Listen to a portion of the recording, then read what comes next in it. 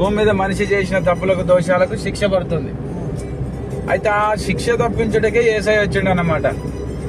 ఇప్పుడు మనిషి చచ్చిపోయినాక post mortem చేస్తారు, ముక్కలు కోస్తారు, కాలేస్తారు, దానికి నొప్పి తెలియదు. ఆత్మ ఉన్నప్పుడే మనిషికి నొప్పి కలుగుతుంది. కాబట్టి ఆ నొప్పి కలుగుతుంది కాబట్టి ఆ ఆత్మ మరణం తప్పించడానికి యేసయ్య వచ్చిండు. ఆ ఆత్మకి ఎన్ని శిక్షలు ఉన్నాయి, నరకంలో పడుతుంది, కాలుతా ఉంది కానీ చావస్తలేదు. అది భయంకరమైంది. ఈడేమో కష్టం బాధ వస్తే మనం దవాఖాన తిరుగుతున్నాం, అటు ఇటు పోతున్నాం, తప్పించుకుంటున్నాం. ఆడ తప్పించుకోలేం. ఇప్పుడు ఒకడు మర్డర్ చేస్తుండు, జైలుకి పోయి వస్తుండు, కానీ ఆడ రాము మేము బయటికి. అందుకనే మనుషులను ప్రేమించి మనుషులని ఆ బాధకు పోవద్దని వచ్చి ఆయనే బాధపడి ఆ శిలువలో మరణించి తిరిగి లేచిండు. మళ్ళీ తిరిగి రానైనా ప్రభు.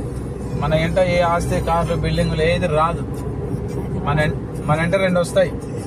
ఒకటి భూమి మీద చేసిన పాపం మన ఎంట వస్తాయి ఒకటి. రెండోది ప్రభుని నమ్ముకుంటే రక్షణ వస్తుంది. మన ఆత్మ రక్షించుకోవడానికి ప్రభుని నమ్ముకోవాలి. ఇది సంగతి. ఉన్నది జీవితం ఎప్పుడు ఉన్నది. ఇంకా మనకు మళ్ళా పుట్టుకలు అందరూ అంటారుగా, మన కుక్కాయి పుడతాడు, పందేయి పుడతాడు, మా తాత పుట్టినట్టు ఎవరు పుట్టారు. ఒకటేసారి మనం జన్మించేది, ఒకసారి చచ్చిపోయేది. మనకిప్పుడు అక్కడెవరు చూస్తారని అందరు అంటారు. ఇప్పుడు ఒకటే విషయం, మన ఊరు విడిచిపెట్టి హైదరాబాద్ పోతురు కదా, అట్లనే ఉంటుంది. అంతే. ఈడ కన్ను మోయంగానే ప్రభున్నప్పుడు పరలోకంలో కన్ను తెరుస్తాడు. ఈడ చచ్చిపోగానే మనకు ఇట్లా కన్ను తెరుస్తారు కానీ అమ్మ ఇది ఎక్కడ లోకం, ఇక్కడికి వచ్చినామని భయం కలుగుతుంది. అట్లా ఆ నరకానికి వెళ్ళొద్దని చెప్పి ప్రభు మనకు ప్రాణం పెట్టి అందరిని ప్రేమించిన దేవుడు యేసయ్య. ప్రేమమయుడు.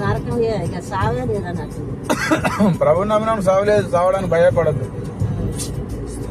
కొందరు చచ్చినప్పుడు భయపడతారు. చచ్చిపోతే ఏమిటికి భయం? ఈడ ఎలకాలం ఉంటానికి రాలే కదా. ఎన్నడున్నా మనం 100 సంవత్సరాలు బతికినా చచ్చిపోవడానే. అంతే.